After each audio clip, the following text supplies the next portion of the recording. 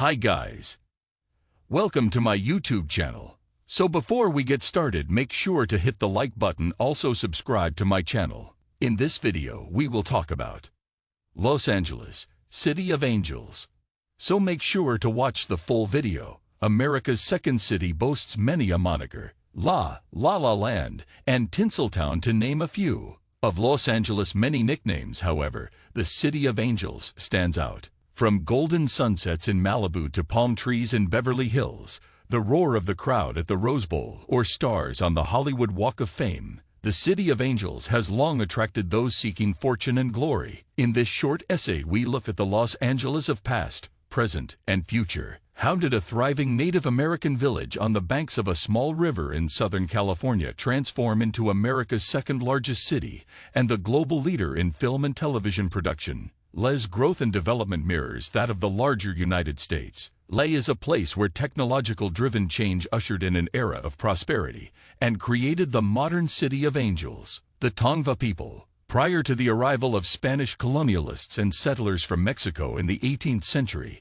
the Los Angeles Basin was inhabited by the Tongva, a Native American people indigenous to Southern California. Generations of Tongva lived along the banks of the Los Angeles River in a prosperous village they called Yongva. Skilled in subsistence farming, fishing, and other hunter-gatherer activities, the Tongva were prolific traders and engaged extensively with neighboring peoples. European settlers would benefit greatly from Tongva people's knowledge of the land. Tongva had long identified the best areas for human habitation and practiced sophisticated land management techniques. Built on Tongva lands, contemporary Los Angeles owes much of its existence to these native inhabitants. It's a debt the city has largely failed to repay.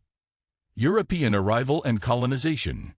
European arrival and sustained settlement in the Los Angeles Basin did not occur until the latter part of the 18th century. An initial expedition led by Spanish and Franciscan missionaries arrived in August 1769. Upon witnessing firsthand a beautiful river flowing across the land, missionaries named it for Nuestra Señora de Los Angeles de la Porciuncula, or Our Lady, the Queen of the Angels of Porciuncula.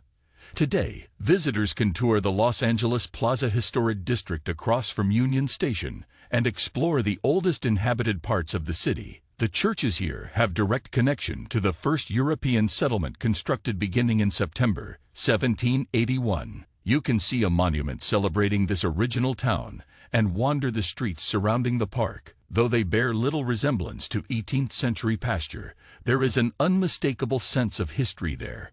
Settlement expansion and growth. The Franciscan settlement remained a small ranching town for several decades. It was not until well into the 19th century, and following Mexico's independence from Spain, that Los Angeles underwent appreciable development. Between roughly 1821 and outbreak of the Spanish-American War in 1846, the city nearly tripled in size. Agricultural production and cattle ranching became increasingly important to the local economy. The first systematic efforts to irrigate large portions of the basin occurred during these years, financed in part by the Mexican government.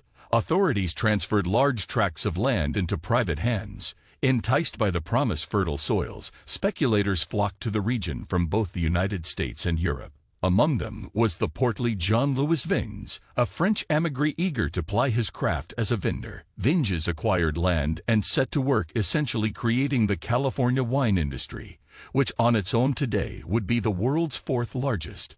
Arrival of the railroads and industry. The arrival of the railroads beginning in late 1869 transformed Los Angeles into a modern metropolis. The network gradually expanded from a local system to a regional one connecting Northern California to truly national system with the arrival of the Santa Fe Railroad. Los Angeles was finally linked to the great commercial, industrial, and financial cities back east. Decades before the Panama Canal, producers could at last ship goods to market in Los Angeles. Railroad companies actively promoted California real estate, of which they controlled vast swaths.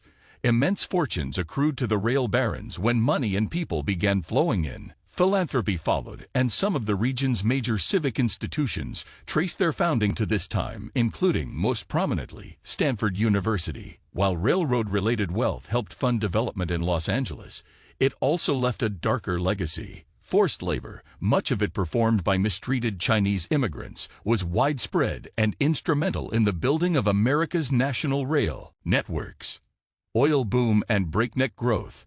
Following integration with the National Rail Network, Los Angeles began to flourish. The city's population doubled again between 1870 and 1900. Merchants, residents, and enthusiastic boosters relentlessly promoted LA as an alternative to San Francisco. Wealthy Easterners, attracted by the region's climate and profit potential, eagerly invested and sought to establish themselves. Today, the areas near City Hall and Civic Center were the beating heart of Los Angeles' early boom years. Dozens of innovative architectural works dotted the area. Unfortunately, they have long since been demolished or repurposed. During this time, the city received its second big break, the discovery of oil in 1892. Through the first decade of the 20th century, Los Angeles was a hotbed of activism and radical politics. New generations of immigrants eagerly engaged in politics, while intense campaigns to organize labor eventually transformed Los Angeles into a solidly pro-union city.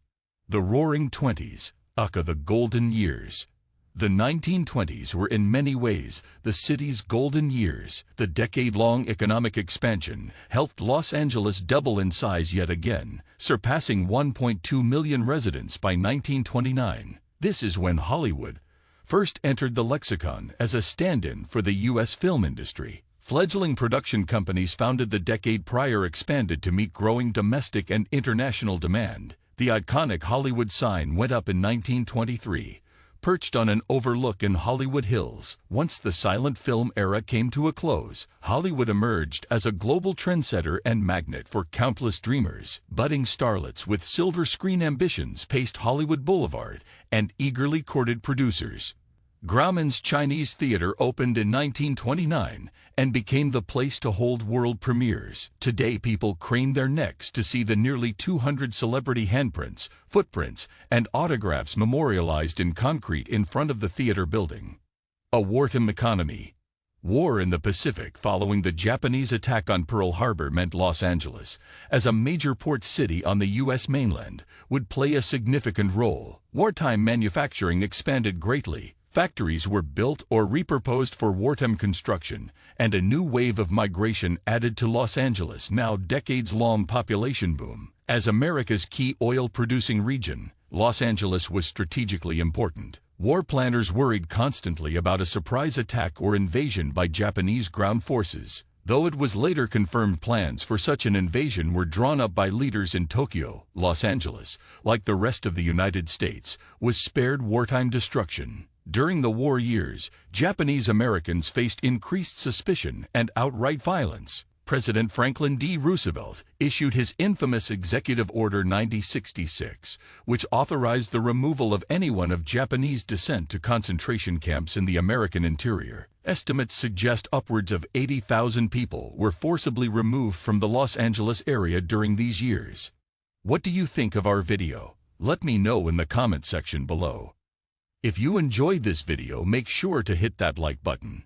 Also subscribe to our channel before you go. Thank you for watching.